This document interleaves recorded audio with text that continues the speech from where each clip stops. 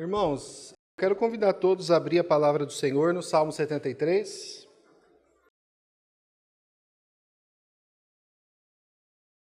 O Senhor permitindo, hoje nós vamos encerrar então esse salmo, nosso quinto estudo, uma quinta meditação no Salmo 73. O Senhor me tratou muito com esse salmo, espero que tenha também tratado e cuidado da igreja. É um salmo ele fala muito da intimidade do coração de um homem que ama o Senhor, mas que passou por lutas. Eu creio que essa é a realidade de muitos de nós em muitos momentos. Então é importante para nós estarmos pensando e meditando nele. Então, só para a gente introduzir, relembrando um pouco daquilo que a gente falou até agora, esse salmo foi escrito por Asaf. Asaf era um homem de Deus, um levita de verdade, não os que falam hoje que são levitas, eles não são, mas ele era levita, porque ele era da tribo de Levi, e ele trabalhava no santuário de Deus, ele era um dos responsáveis pelo louvor ali no santuário, e ele escreveu diversos salmos. Mas em algum momento na vida dele, alguma situação acontece, ele está em crise, algum problema acontece com ele, e ele começa a ser tentado com um pecado muito específico, que o leva, então, a caminhos muito perigosos. E ele cai nesse pecado. E ele confessa para nós qual foi esse pecado que o levou a lugares muito terríveis. Esse pecado era a inveja. Ele cobiçava homens maus, ele queria ter algo que os homens maus tinham, e independentemente do fato deles serem ímpios ou não, ele queria ter aquilo, e isso era cobiça, isso era inveja, e ele confessa isso para nós. No decorrer desses 4 estudos que tivemos até agora, nós tentamos, então, entender o caminho que levou Asaf ao pecado, enxergando como que um coração enganoso, o coração de Asaf era enganoso, mas o seu e o meu também é enganoso, quando não tratado, pode ser a causa da nossa ruína. O que a gente pode fazer para nos proteger disso? Nós vimos também como que essa escalada desse coração enganoso foi levando ele para caminhos cada vez mais complicados, cada vez mais distantes do Senhor, até que ele chega aquilo que eu considero o fundo do poço da vida de um cristão, no caso dele ali, um homem que temia o Senhor, que ele chegou a qual conclusão? Se eu sou um homem de Deus, tenho servido ao Senhor, tenho lavado as minhas mãos na santidade, como ele mesmo diz, e coisas ruins ainda continuam acontecendo comigo, então não vale a pena servir a Deus. A conclusão lógica é essa, racional é essa, mas é uma conclusão absolutamente errada, terrível. Isso daí é um coração enganoso que não foi silenciado, é um coração enganoso que foi deixado falando e falando e falando, naquele ciclo, vocês se lembram? De autoindulgência, autocomiseração, dó de si mesmo, automisericórdia, leva ele a essa conclusão. Mas pela graça de Deus, o Espírito Santo impediu que ele externasse isso.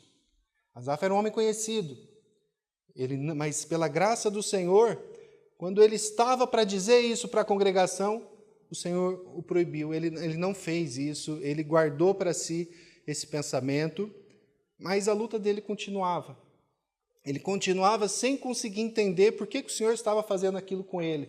Por que ele, um homem que servia a Deus, continuava tendo tanto sofrimento? Por que ele olhava para o ímpio, para o homem mau, para o homem blasfemo, e via ele crescendo? Ele não conseguia entender isso, e ele vai contar para a gente algo muito interessante. Que enquanto ele tentou, nele mesmo, encontrar as respostas, ele não conseguiu achar nada, e isso causava a ele muita tristeza. O coração dele ficava pesado, porque ele tentava, mas ele não conseguia entender o porquê. E ele tentou buscar nele mesmo as respostas, até que o Senhor age. E o Senhor faz o que com ele? O Senhor o leva à presença dele mesmo, ali no santuário, onde Asaf, ele então está diante do Senhor, ali no santuário, e aí o Senhor abre para ele, abre os olhos dele, como fez com Paulo praticamente, Fez aquelas escamas caírem, ele conseguiu enxergar de fato a situação real dele, ele conseguiu entender que ele não tinha que ter inveja dos ímpios. Ele conseguiu entender por que os ímpios estavam naquela situação boa, que aquilo, na realidade, eram prazeres transitórios que eles estavam experimentando, mas eles estavam sendo colocados em lugares altos para ser abatidos. Aqueles homens que ele tanto invejava, eles estavam destinados à destruição, à morte, ao inferno, ao sofrimento eterno. E aí ele consegue perceber que aqueles homens não eram dignos de inveja, eles eram dignos de misericórdia. Misericórdia. E isso só o Senhor que pôde fazer com ele. Ele não precisava invejar, ele tinha que evangelizar aquelas pessoas. E nesse último estudo, então, nós vamos ver a conclusão desse tratamento de Deus para com a vida de Asaf. E como que agora, com os olhos desvendados pelo Senhor, quando ele tentou sozinho, ele não conseguiu, mas na hora que o Senhor abre os olhos dele, a gente vai ver como que o Senhor continuou tratando, tratou até o fim, e como que agora ele podia enxergar claramente. Então, o nosso tema é esse. Bom é estar perto de Deus. A gente vai ver como que Asaf, o Senhor, levou Asaf a essa conclusão. E o primeiro ponto que eu quero tratar com vocês é esse aqui, a graça. O Senhor está conosco apesar de nós. Hoje nós vamos estudar do verso 23 em diante, mas antes eu queria que você lesse e olhasse o verso 22. O verso 22. O verso 22, quando os olhos de Asaf se abriram ali no santuário de Deus, Asaf ele chegou à conclusão acerca dele mesmo, de quem ele era. E a conclusão é terrível. Ele vai perceber, e aqui o verso 22 é o resumo disso, que eu, Asaf, estava embrutecido e ignorante. Eu era como um irracional à sua presença.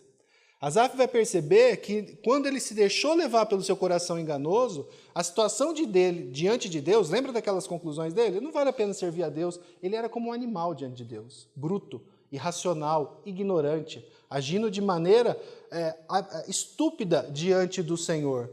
E Asaf reconhece isso. O Salmo 73, verso 22, nós estudamos no último estudo. Eu estava embrutecido e ignorante. Era como um irracional à tua presença. Essa era a situação de Asaf diante de Deus. Vocês acham que alguém que está numa situação dessa é digno de ser buscado? Não é, né? Você buscaria uma pessoa assim? Um irracional, um bruto, um ignorante? Geralmente a gente quer estar perto de nós quem? Pessoas agradáveis, bondosas, justas. Asaf está reconhecendo que quando ele se colocou diante de Deus, era essa a situação dele. Mas pela graça do nosso Senhor, irmãos, nós não somos salvos pelo que nós éramos antes, por aquilo que nós fizemos, ou por aquilo que o Senhor viu que nós iríamos fazer. O Senhor sabia e sabe que cada um de nós nada temos e nada tínhamos a oferecer. E com Asaf é exatamente a mesma coisa. Asaf era um homem de Deus, mas naquele contexto ele havia rejeitado no seu coração o Senhor tantas e tantas e tantas vezes que ele chegou ao ponto de quase cair. Mas mesmo assim, o Senhor não se esquece dos seus. O Senhor não se esquece dos seus filhos. O Senhor não deixa de lado, por mais rebeldes e terríveis que os seus filhos possam vir a ser, se são filhos de Deus, salvos pelo sangue de Jesus Cristo, o Senhor vai buscá-los. E, ao mesmo tempo que Asaf chega a essa terrível conclusão, Senhor, eu estava como um bruto, como um irracional, falando coisas horríveis do Senhor, pensando coisas terríveis de Ti, querendo ser igual àqueles que blasfemam contra o Teu nome. Ainda que ele estivesse agindo dessa forma, olha o que o verso 23 diz para nós. Apesar disso, todavia, eu estou sempre contigo. Tu me seguras pela minha mão direita. Queridos, a única coisa que Asaf merecia era reprovação da parte de Deus. Reprimenda da parte de Deus, disciplina da parte de Deus. Só que quando ele entra na presença de Deus no santuário, ele vai descobrir algo diferente. Que durante todo aquele terrível processo que ele chega quase a rejeitar o próprio Senhor, a blasfemar contra o próprio Senhor, não houve um momento em que o Pai dele, o Senhor nosso Deus, não estivesse cuidando dele, conduzindo ele, protegendo ele, segurando na mão dele como se segura na mão de uma criança. Ele tentou fugir? Tentou. Ele caiu quando tentou fugir? Caiu. Ele se machucou no processo? Se machucou. Mas em que momento que o Senhor soltou a mão dele? Em que momento que o Senhor deixou ele sozinho, sem cuidado, sem esse cuidado paternal que muitas vezes leva à disciplina? Jamais. Ele só merecia reprovação, mas Deus não só o havia perdoado, como a vida havia conduzido por todo o processo que o levou até mesmo ao arrependimento. Asaf se arrependeu sozinho, irmãos? Não. Nós não nos arrependemos porque nós somos bonzinhos ou porque a gente tem uma capacidade natural de perceber o quão errado nós somos e quão bom Deus é. Queridos, se o Senhor não faz isso, isso não vai acontecer, porque a nossa natureza é pecaminosa, ela quer pecar. E isso é muito bonito de pensar que se você atentou contra o Senhor, como Asaf fez, e de repente você se arrepende e volta, foi porque o Senhor foi lá te buscar, colocou arrependimento no teu coração por meio do Espírito Santo e te trouxe de volta. Não há mérito em mim, não há mérito em você, não há mérito em Asaf, mas há graça, graça e graça em todo o processo que te leva ao arrependimento. E Asaf agora ele olha, Senhor, eu merecia ser mandado para o inferno, mas o Senhor foi lá e me puxou de volta. A tua mão estava segurando a minha mão o tempo todo. Por que ele não caiu, irmãos? Olha esse texto. É muito interessante. Quem que sustenta o teu relacionamento com o teu Senhor, o teu Pai? É você? Não. É Ele. É muito interessante esses pequenos detalhes, né? Quem que segura a nossa mão nesse relacionamento? Eu que seguro a mão de Deus? Lembra daquela música? Segura na mão de Deus e vai. Muita gente aqui já ouviu essa música. Segura na mão de Deus e vai. Meus irmãos, não é isso. É Ele que me segura. Se eu estivesse segurando na mão de Deus, eu soltaria essa mão o tempo todo. A hora que eu visse alguma coisa, isso aqui é mais legal, tchau, eu vou correndo. Não, é Ele quem segura as nossas mãos. E aqui pensando numa pequena ilustração. Quem aqui já atravessou uma rua bem movimentada com uma criança pequenininha? Todos nós já, né? Quando você vai atravessar a rua segurando na mão de uma criança de 2, 3, 4 aninhos. Se ela fala assim, papai, deixa que eu seguro. Você fala, não, tudo bem, filho, eu confio em você. Segura você na minha mão e vamos atravessar aqui a Avenida Tiradentes, 6 da tarde. Vamos? Você faz isso? Não. Por quê? O que a criança vai fazer? Você confia que ela vai segurar forte e firme a tua mão até chegar do outro lado? Não, ela não vai. Por quê? Porque ela é fraca. Porque ela é imatura. Às vezes ela não tem a noção do perigo que é atravessar uma rua daquela. Ela pode querer sair correndo. Às vezes ela vai parar para prestar atenção. Então você, como sendo mais sábio, mais experiente, mais forte, você fala, não, aqui o papai segura a tua mão e eu não vou soltar. E se a criança tenta sair correndo, você solta porque ela quer? Não, você segura mais forte ainda. E às vezes, de segurar mais forte, às vezes ela cai, às vezes ela escorrega, rala o joelho, machuca a mãozinha. E aí ela pode até achar que você foi um pai muito bravo, né? Poxa, papai, estava no meio da avenida, eu queria só sair correndo e você segurou lá, ralei meu joelho. Por que a gente fez isso? Para proteger a vida deles. Conosco é a mesma coisa, irmãos. Todas as vezes que você, que for um filho de Deus, tentar sair correndo, tentar pular no caminho errado, como Asaf fez. Asaf queria ser igual um ímpio. O Senhor vai segurar forte na tua mão. E isso não é motivo de tristeza. Essa dor, esse sofrimento que muitas vezes a gente vai sentir nesse processo são marcas da nossa rebeldia, mas também são lembranças de uma disciplina que nos salva de nós mesmos. Então tome cuidado com isso. Quando a gente passa por momentos de disciplina, muitas vezes a gente tende a rejeitar o Senhor, brigar com o Senhor, lutar contra o Senhor. Queridos, entenda, nós temos um Deus que é Pai, que cuida de nós, e a disciplina dele é para nosso próprio crescimento. É para que nós nos tornamos cada vez mais parecidos com o nosso Senhor. E vai acontecer de muitas vezes nesse processo nós saímos machucados. Por quê? Porque são consequências do nosso pecado, do nosso engano, do nosso erro. Se dependesse de nós, não tenha dúvida, se nós que segurássemos essa mão, nós já teríamos caído várias vezes. Sempre. E aqui a gente pode enxergar, a gente tem falado muito sobre graça, a gente sempre tem falado sobre graça, o Marco falou semana passada, a gente sempre tem falado sobre isso, mas a graça é muito interessante que ela se manifesta em diversos aspectos em nossa vida. A graça ela está presente desde o início, na regeneração, mas ela vai estar presente até o momento que a gente for glorificado. É sempre pela graça. Não é nada que nós merecemos.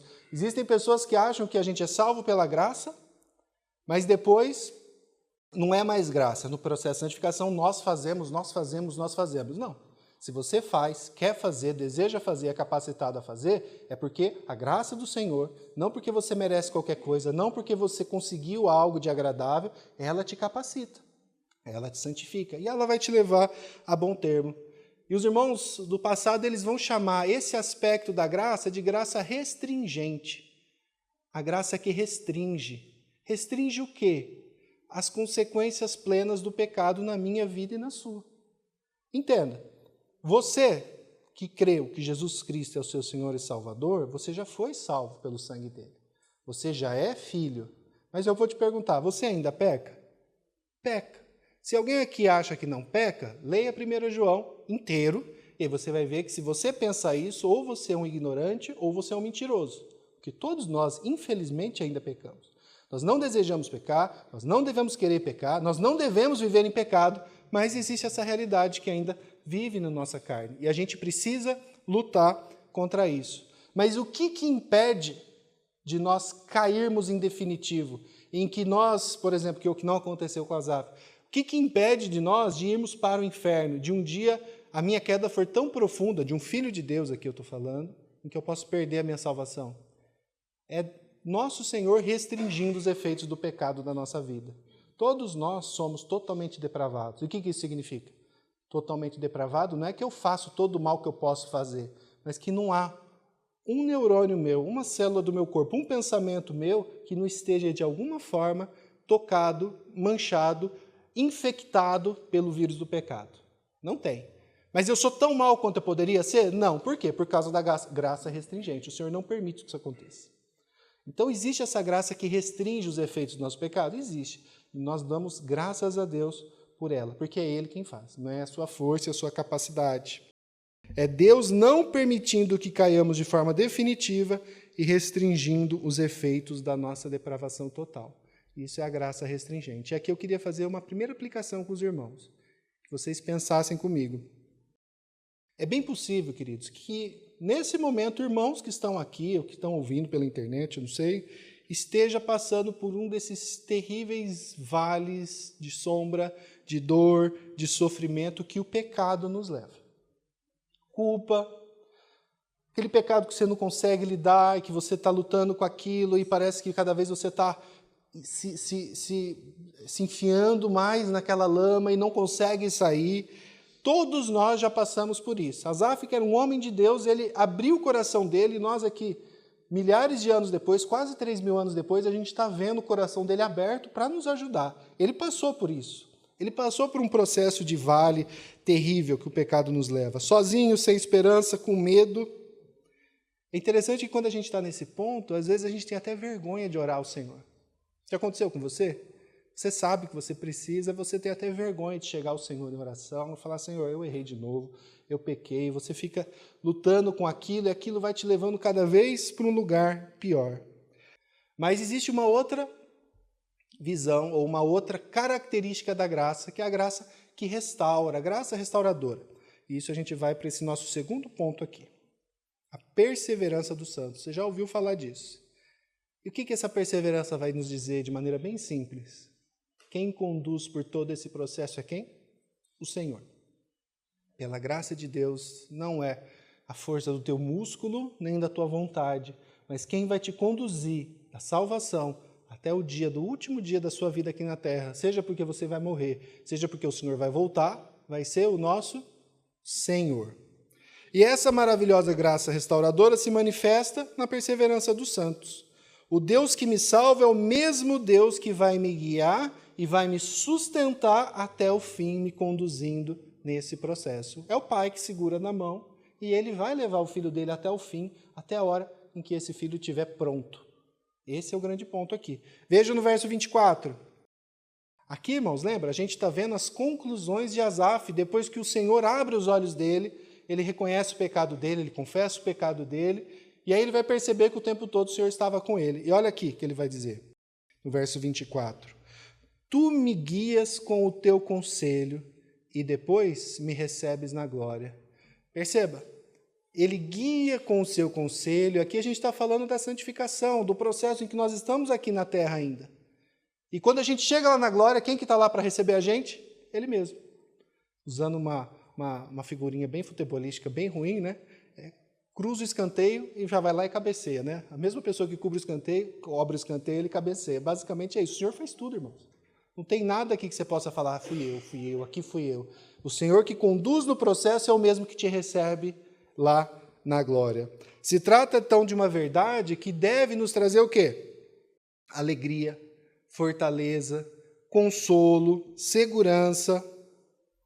Por que essas coisas nos trazem esse consolo, essa alegria, essa fortaleza, essa segurança? E deve nos trazer essas coisas. E se eu não estou sentindo essas coisas, eu devo clamar ao Senhor para que o Senhor me encha disso.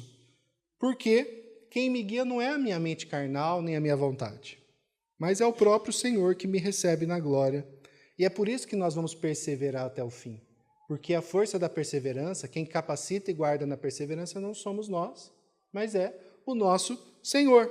Porque é Deus quem conduz esse processo do começo até o fim. Então, irmãos, isso é algo para que nós meditemos, pensemos e nos alegremos nisso. Nós precisamos nos alegrar nesse processo, pensar nisso. O Leandro, ele leu um texto, a gente vai chegar mais no ponto falando da satisfação somente no Senhor, mas esses imperativos, o imperativo do próprio Deus, através da palavra dele, alegrai-vos, e mais uma vez eu digo alegrai-vos, ele só vai existir de fato se o fundamento dele for o próprio Senhor. Então, se nós não estamos alegres, nós devemos clamar ao Senhor, Senhor, por quê? E buscar nele, então, essa alegria. Não existe um motivo pelo qual um cristão, verdadeiramente cristão, possa se desesperar. Tristeza, chorar, o luto, a dor, tudo isso faz parte da nossa vida aqui na Terra. E nós devemos chorar com os que choram, consolar, nós devemos passar por esses momentos. Você não deve ficar triste se você está triste por ficar preocupado. Eu já vi gente assim, preocupado, nervoso, porque aconteceu algo terrível e a pessoa, não, eu não posso ficar triste porque o meu Senhor morreu por mim. Olha, calma. Nosso próprio Senhor chorou num velório. Por que você não pode chorar? Você quer ser melhor que Ele? Não é esse o ponto. Mas desesperar nesse processo, aí é algo que tem que ser analisado. Porque, de fato, nós temos aquilo tudo que nós precisamos. Nós perseveraremos até o fim porque é o Senhor que nos conduz nesse processo. Isso deve ser motivo de tranquilidade, de consolo, de alegria para nós. Não se esqueça disso. Olha o que Filipenses capítulo 1, verso 6 vai dizer. Estou plenamente certo de que aquele que começou a boa obra em vós há de completá-la até ao dia de Cristo Jesus. Perceba que é a mesma coisa? Quem começa a boa obra é o mesmo que conclui a boa obra. Então, para todos aqueles que creram, para todos aqueles que conheceram a Cristo como seu Senhor e Salvador, eles irão, então, ter essa obra completada no nosso Senhor. Nesse processo, nós vamos ser santificados por Ele mesmo, nos tornando cada vez mais parecidos com Cristo. Santificação tem a ver com isso. Cada dia que passa, nós sermos mais e mais parecidos com o nosso Senhor através desse processo de santificação. Agora, perceba isso, que é muito interessante. Tanto no processo da nossa salvação, quanto em nossa santificação, como eu disse, é tudo pela graça. A salvação é pela graça, a santificação é pela graça e a glorificação é pela graça. Não é porque você começou a fazer coisas que você passou a ser digno do cuidado de Deus. Agora eu vou cuidar. Viu? Fiz um bom negócio salvando esse irmão. Agora ele está me obedecendo. Vou dar mais coisas para ele. Não é assim que funciona. É o Senhor que conduz todo o processo. E é por isso que nós não podemos perder a nossa salvação, porque ela está fundamentada em duas coisas muito maravilhosas. A obra consumada de Cristo, na cruz. Se a nossa salvação está fundamentada, irmãos, na cruz de Cristo do Calvário, quem que pode tirar ela de você? Não, agora a cruz não serve mais para ele. Não é assim que funciona. Por isso que não depende de nós, é tudo nele. Quando nós somos incluídos em Cristo, no Cristo morto e no Cristo ressurreto, queridos, não há nada e ninguém que possa nos tirar. É uma tolice, às vezes, as pessoas pensarem que, de alguma forma, eu estou ali, o Senhor me chama, olha os textos que a gente está lendo, o Senhor me chama, o Senhor me inclui no corpo dele, morto ali na cruz, eu fui ressuscitado com ele, mas aí Satanás vai lá e fala assim, não, esse aqui é meu, dá. Aí Deus fica, puxa, eu queria tanto, eu trouxe, mas não dei conta. Satanás levou ele embora. Ai, que dó. Vocês acham que é isso? Isso é uma visão tão pequena de Deus, é uma visão dualista que o mundo tem, né? O bem e o mal como o mesmo tamanho, lutando. Irmãos, não é assim. Satanás é criatura de Deus. Ele vai ser E ele está sendo, ele já foi derrotado. É o Senhor que conduz todo esse processo. Por isso que você nunca vai perder. Leia, vamos abrir João capítulo 10? Vamos ver então da voz do nosso próprio Senhor. João capítulo 10, verso 27. As minhas ovelhas ouvem a minha voz, eu as conheço e elas me seguem. Eu lhes dou a vida eterna, elas jamais perecerão, serão destruídas. E ninguém as arrebatará da sua mão. Por que você acha que alguém vai tirar você das mãos do Senhor? A não ser que você não seja um dos filhos dele. Aquilo que o meu Pai me deu é maior do que tudo, e da mão do Pai ninguém pode arrebatar. Da mão do Pai ninguém pode arrebatar. Uma pessoa que crê que você pode perder a salvação, ela vai ter que dizer assim, o Pai ele até quer, ele até tenta, mas ele não consegue segurar. Ele queria salvar o irmão, mas aí Satanás foi lá e não, é meu. Ixi, não conseguiu. A gente sabe que isso é uma tolice. Há um texto aqui de Jesus Cristo nos explicando. Da mão do Pai, ninguém vai ser arrebatado, ninguém vai ser tirado. Ele vai segurar, ele vai guardar. A nossa segurança está na obra consumada de Cristo, eu acho que eu não falei do segundo ponto, no caráter imutável de Deus. Deus muda? Deus não muda, irmãos. Deus é o mesmo ontem, hoje e sempre. Ele vai continuar sendo o mesmo. E por isso que nós devemos e podemos descansar nele. Agora, eu sei que muitos aqui dos irmãos, muitos, vieram de contextos legalistas. Contextos em que, de alguma forma, era ensinado que a salvação era pelas obras ou pelo aquilo que você fazia, e que se você não fizesse, você poderia cair, você ia perder a sua salvação, e se você cometesse um pecado e não desse tempo de você se arrepender, você iria para o inferno, porque não deu tempo. Eu sei que muitos vieram desse contexto, um contexto que muitas vezes vai falar que você precisa fazer coisas para ir para o céu, que a sua salvação não está fundamentada nessa mão forte que te segura, mas naquilo que você faz para manter. Então eles querem segurar na mãozinha de Deus. Não, deixa que eu seguro. A gente sabe que isso não acontece. A gente sabe que muitas pessoas, ainda que creem dessa forma, foram salvas também, mas não têm a compreensão, mas vão viver sofrendo por conta desse pensamento errado, dessa doutrina errada. Mas todos vocês que de alguma forma passaram por esse processo e que passaram a pregar e falar, não, eu não vou perder minha salvação porque ela está fundamentada em Cristo, jamais eu vou perder a minha salvação, você deve ter ouvido alguém falar assim, isso não vai dar certo. Um lugar que fala que você não pode perder a salvação, vai viver todo mundo no pecado. As pessoas vão querer ficar fazendo coisa errada, bebendo, fazendo orgia. Onde já se viu, eles vão ter... A pessoa falar para ela que ela não pode perder a salvação, ela vai viver de qualquer jeito. Quem já ouviu isso? Acho que bastante gente, né? Eu já ouvi isso. Não, esses lugares que creem que a salvação é só pela graça mediante a fé, vai virar uma bagunça. Muito comum que pessoas pensem isso. Por quê? Porque elas acham que a salvação vem da onde? De nós fazendo coisas. E por que você não comete esses erros? Para me manter aqui, porque eu não quero ir para o inferno, eu quero continuar fazendo minhas coisinhas aqui. Queridos, isso é uma tolice sem tamanho. Eu tenho filhos. Muitos aqui têm filhos também. Quando os nossos filhos eles pecam, quando os nossos filhos são rebeldes, o que você faz com eles?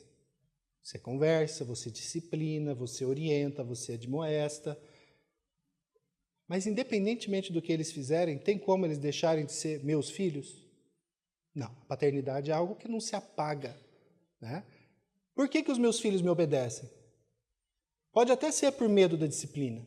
Pode, em alguns momentos vai ser. Mas o principal motivo pelo qual eles me obedecem é porque eles me respeitam como pai.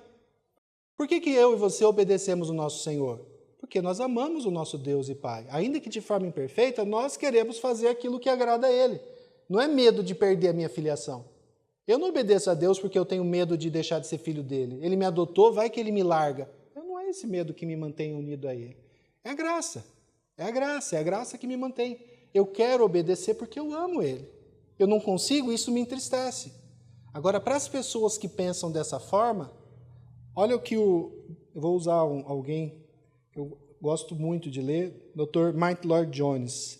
E aqui, irmão, só um adendo, eu li, me ajudou muito nesse processo da preparação desse texto aqui, desses estudos todos, um livro do Dr. Martyn Lloyd-Jones que se chama Por que Prosperam os Ímpios? É um livrinho antigo, mas ele ainda existe. Muito bom, me ajudou muito nesse processo. Eu tirei essa citação e outra que eu vou fazer desse livro, tá? Ele diz assim: mas eu imagino alguém perguntando, essa doutrina de que nós nunca vamos perder a nossa salvação, aqueles que são salvos mesmo, não é um tanto perigosa? Não há perigo que alguém chegue e diga assim, eu estou salvo, não importa o que eu faça. Vai existir pessoas que vão dizer isso. Eu já vi pessoas dizendo isso, vivendo uma vida devassa e falando, eu sou salvo pela graça, eu posso viver desse jeito. A minha resposta é essa: se você pôde ouvir a doutrina que enunciei e tirar essa conclusão, então você não tem vida espiritual em seu ser. Você está morto. Uma pessoa que escuta da graça, que escuta do evangelho, fala, eu sou salvo pela fé mediante em Cristo Jesus, mas eu vou continuar vivendo uma vida absolutamente devassa porque eu fui salvo pela graça mediante a fé. Uma pessoa que chega nessa conclusão, ela está morta. Ela decorou uma frase correta, mas ela é decorada. Aquilo não decorre do coração dela. Você está morto. Porque, olha o que a palavra diz. E todo que tem essa esperança, diz João em 1 João, nele purifica a si mesmo, assim como ele é puro. Todo aquele que creu de fato no Evangelho, de maneira imperfeita, de maneira com dificuldades, com lutas, caindo muitas vezes, mas ele vai buscar se purificar no Senhor, porque o Senhor é puro. Nós vamos querer ser santos porque Ele é santo. O normal de um filho é querer se espelhar em quem? No seu pai. Eu olho para o meu pai e vejo, ele é santo, eu quero ser santo como ele. Eu consigo?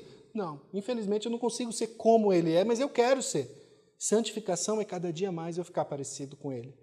Mas pela graça de Deus, por mais que eu lute e às vezes não consiga, uma coisa é certa, eu jamais vou deixar de ser filho dele.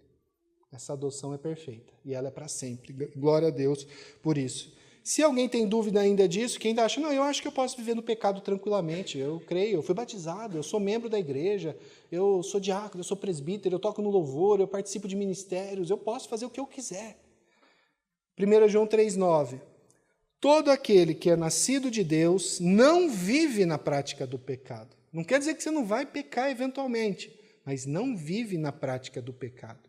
Pois o que permanece nele é a divina semente. Ora, esse não pode viver pecando, porque é nascido de Deus. Não estou dizendo, repito, que eu e você não vamos cair nesse processo. E próprio João, em 1 João, vai dizer que aquele que diz que não peca é mentiroso e faz de Deus mentiroso.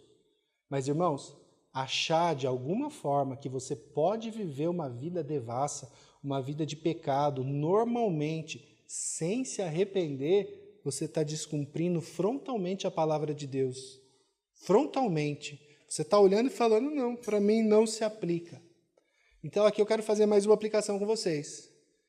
E podem existir irmãos aqui que estão ouvindo, que estão vendo, e que se acham cristão. Eu sou cristão, eu sou crente, eu sou evangélico. Eu nasci numa igreja evangélica, eu comecei a vir numa igreja evangélica, eu já estou no ministério na igreja evangélica.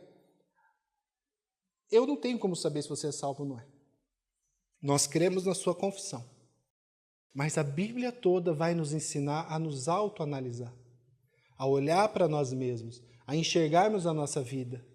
Se você, ao olhar para dentro de si, percebe que a tua vida é uma vida de pecado contínuo, contumaz, sem arrependimento, que o pecado não te leva ao arrependimento e você acha isso absolutamente normal e você se esconde atrás da graça de Deus, eu vou te dizer, você não nasceu de novo. Ou melhor, não, eu não vou dizer, quem vai dizer vai ser João. Né? Você não é nascido de Deus. Não é. Eu não estou dizendo que quem peca não é nascido de Deus. Todos nós pecamos ainda. Mas uma pessoa que peca e considera isso normal e vai vivendo isso um dia depois do outro, sem arrependimento, sem confissão, sem mudança, e vindo para a igreja, e cantando, e se alegrando, e voltando, e pecando, e pecando, e pecando, e pecando como se fosse normal, esse não é nascido de novo. Porque quem nos conduz ao arrependimento é o Espírito Santo que habita dentro de nós. Adelino, mas você não falou que a salvação é pela graça mediante a fé? Sim, ela é. Mas alguém que vive assim não está demonstrando isso. Eu não estou querendo fazer acusação. Mas é um confronto necessário, irmãos, que você deve fazer. Eu não vou fazer. Eu não vou fazer. Eu não posso chegar para o irmão e falar assim, irmão, eu creio que você não é salvo. É muito difícil fazer essa análise. Às vezes ele está só afastado, ele está no caminho, como Asaf. Alguém podia olhar para Asaf naquele contexto e falar, Asaf, você não é filho de Deus, você está vivendo uma vida de pecado. Não, ele estava num processo de tratamento. Aqui eu estou dizendo para que cada um de nós olhemos para dentro de nós, verifiquemos se a nossa vida cristã está de acordo com a palavra do Senhor e o que o pecado causa na tua vida. Arrependimento? Tristeza? Ou nada? Nada, simplesmente nada. Eu não ligo. Para mim, tanto faz, é normal. E só mais um detalhe, irmãos. Pecado não é só matar pessoas e trair a esposa. Tá bom? Vocês têm ouvido sobre pecado, vocês têm lido sobre pecado. A avareza é pecado. A maledicência é pecado. Falar mal, fazer fofoca é pecado. Você ser uma pessoa murmuradora é pecado. Existem muitos pecados que nós consideramos aceitáveis. Relacionamento sexual antes do casamento, tudo isso são pecados que estão claramente aqui na palavra. Então, muitas vezes a gente se esconde atrás de uma outra coisa, que também muitos aqui já viram.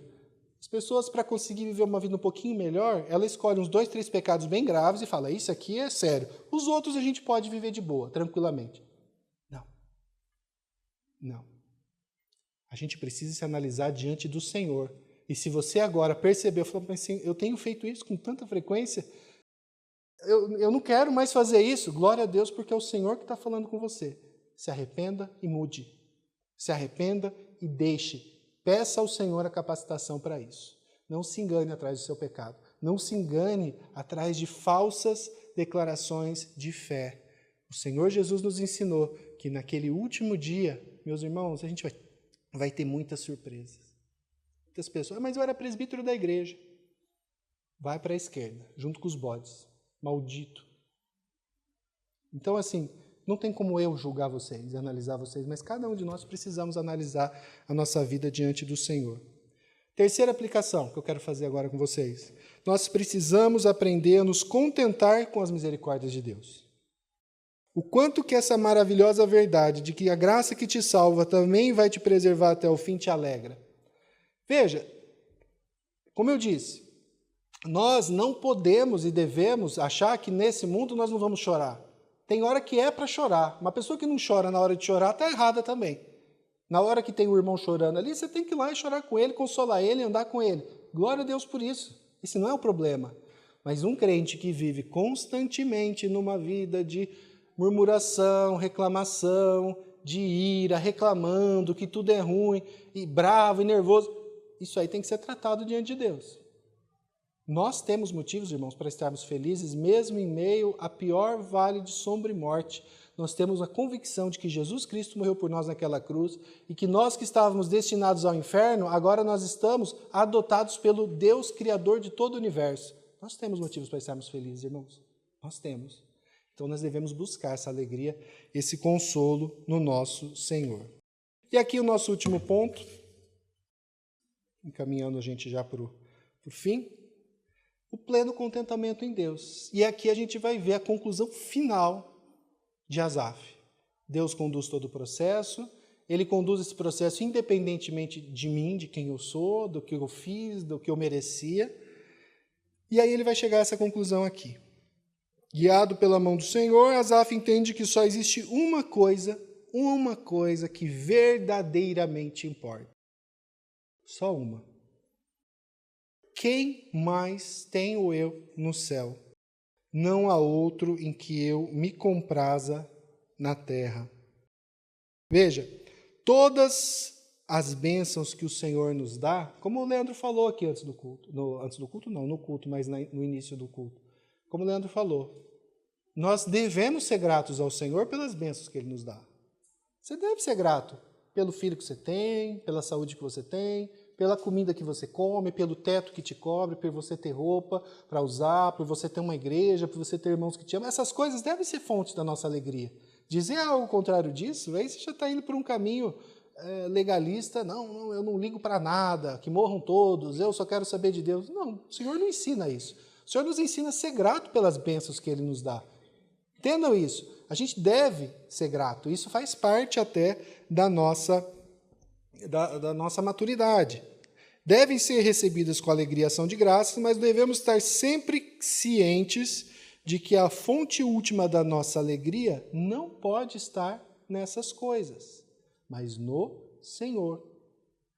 Você tem dinheiro para pagar a conta no final do mês? Glória a Deus, seja grato a Deus por isso, mas isso não pode ser a fonte da tua satisfação. Você tem filhos que você queria ter? Glória a Deus por isso, mas isso não pode ser a fonte da sua satisfação, porque você conhece de muitas pessoas, irmãos melhores que você, que perderam seus filhos, e daí? Acabou a fonte da tua alegria? É o teu casamento? Seu casamento pode acabar. É o quê? É a casa que você tem linda e maravilhosa? Quantos de nós aqui, muitas vezes, construímos, compramos, não conseguimos pagar, tivemos que devolver?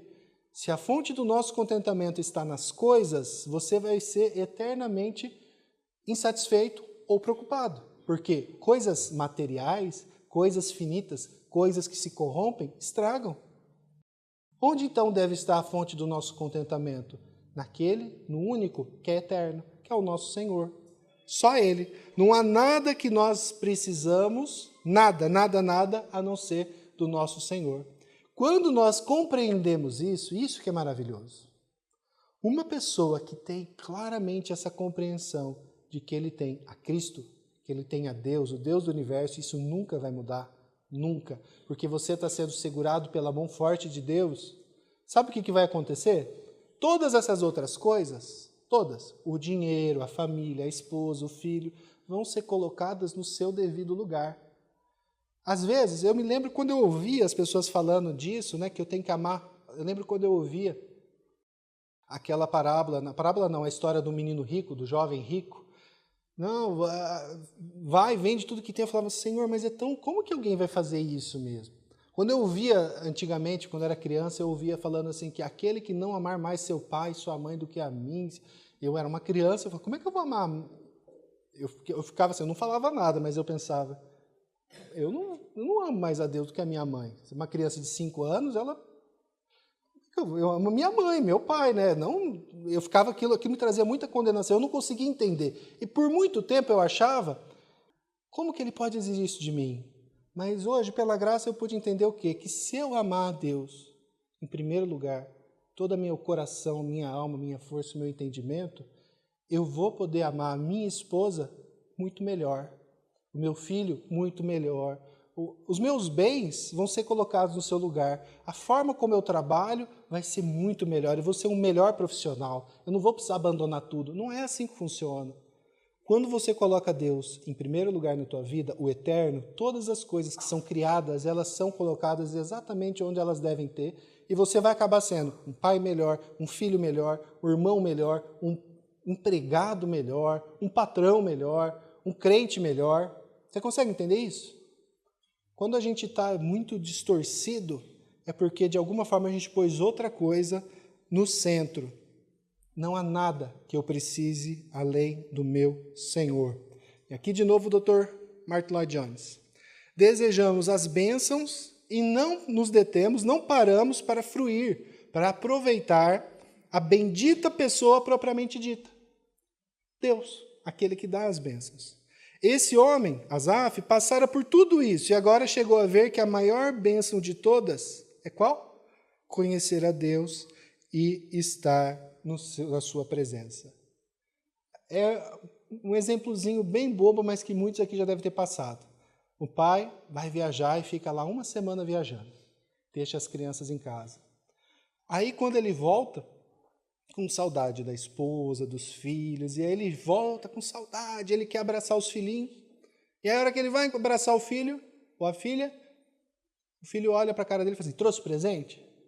Ah, trouxe, está aqui. Aí você dá, ele, obrigado, e vai embora. Você fala, puxa, eu pensei que ele estava com saudade de mim, né? Mas ele queria só o presente. Isso entristece você, a mim, não entristece? Se isso acontecer. Nunca aconteceu comigo, né, amor? Eu acho que não me lembro, mas pode acontecer. Isso não entristece você como pai? Perceber que talvez naquele momento ele estava querendo muito mais aquilo que eu podia dar do que a mim mesmo? É interessante que muitas vezes nós somos essa criança diante de Deus. Nós temos o Deus Pai ali. E para ele ser meu pai, ele teve que fazer coisas muito difíceis. O filho dele teve que morrer na cruz. E ele estava ali com o filho morrendo na cruz. Mas, quando eu olho para ele, eu falo assim, cadê meu presente? Cadê o meu carro novo? Cadê meu dinheiro? Cadê a minha fama? Cadê o meu poder? Cadê? Eu não estou me alegrando nele. Enquanto eu estiver buscando satisfação nas coisas criadas, naquilo que pode se estragar, no tesouro que é corruptível, a sua vida vai ser um completo e um contínuo tristeza, murmuração, dor e ansiedade. Porque aquilo que você tem, você pode perder. E aquilo que você quer e você não tem, te deixa triste porque você não tem. Você sempre vai estar sofrendo. Sempre. É interessante essa realidade de que a única coisa que eu preciso é o meu Senhor. Só isso. Se eu tiver Ele, eu tenho tudo. Jesus Cristo ele ensinou isso um dia para uma mulher que estava muito atarefada. Vocês se lembram dessa história? Vamos ler lá em Lucas capítulo 10? Lembra da história de Marta e de Maria? História bem conhecida, né? Maria e Marta, as duas irmãs. Maria ali ouvindo, querendo ouvir do Senhor, aprender do Senhor. Lucas 10, 41. E Marta trabalha, e lava, e passa, e varre, e faz comida. E a Marta vai cobrar. Mas que crente é esse que não está vivendo uma vida de querer ficar fazendo coisas? Isso não existe. Senhor, faz ela levantar aí. Boas obras, vamos todo mundo fazer, vamos. Né? Outras coisas. Mas olha o que o Senhor ensinou. O Senhor respondeu, Jesus, Marta, Marta, você anda inquieta e se preocupa com muitas coisas, mas apenas uma é necessária. Maria escolheu a boa parte e esta não lhe será tirada. Apenas uma coisa é necessária. As outras são bênçãos e eu sou grato a elas, por elas, mas só uma é necessária e é o meu Senhor. Só isso. Aquele que um dia Asaf clamou que não valia a pena conservar puro o coração, porque coisas ruins ainda continuavam acontecendo com ele. Lembra quando Asaf falou isso? Olha o que ele vai dizer agora, voltando para o Salmo 73, verso 26. Antes ele clamava, Senhor, não vale a pena te servir, coisa ruim acontece comigo ainda, só vale a pena se, de fato, eu tiver uma vida perfeita. Ele vai dizer agora, ainda que a minha carne e meu coração desfaleçam, e aqui ele está falando das duas realidades do corpo, né? O coração e a carne mesmo, ainda que eu fique doente. Deus é a fortaleza do meu coração e a minha herança para sempre. Deus é a fortaleza do meu coração e a minha herança para frente. Para sempre. Alguém que veio daquele contexto de trevas, ele reconhece isso agora. Porque é o Senhor que era a fortaleza o tempo todo. Se fosse ele a fortaleza, essa fortaleza teria ruído. Mas não era ele. Era o Senhor o tempo todo. E agora ele enxerga de maneira clara. Ao olhar para o Senhor, ele consegue enxergar o real destino dos inimigos de Deus, no verso 27. Os que se afastam de ti. Lembra, antes ele invejava essas pessoas, ele queria ser igualzinho a elas. Agora ele entende. Os que se afastam de ti, eis que perecem, morrem, são destruídos. Tu destróis todos os que são infiéis para contigo. Aí, imagina você olha e fala assim, eu tinha inveja dessa pessoa, eu queria ser igual ela. Alguém que vai ser destruído pelo próprio Senhor, porque se afastou de ti. Por um pouco de tempo, eles iam sim usufruir de prazeres e riquezas, é tolice nossa dizer que não. As pessoas estão curtindo, bebendo, festando, e com os carrões e tudo mais, eles estão aproveitando. Falar que eles são tristes, com certeza na hora que o cabeça está no travesseiro e não está sem efeito de nenhuma bebida, de alguma outra coisa, talvez eles, às vezes, comecem a pensar e tenham problemas. Mas a maior parte do tempo eles estão bem felizes mesmo, irmãos. Negar isso é besteira. Mas são prazeres transitórios. Vai acabar tudo. Eles tinham coisas boas por pouco tempo e coisas que são destruídas. Mas Asaf tinha como herança o próprio Deus, Criador do universo. Isso sim é herança.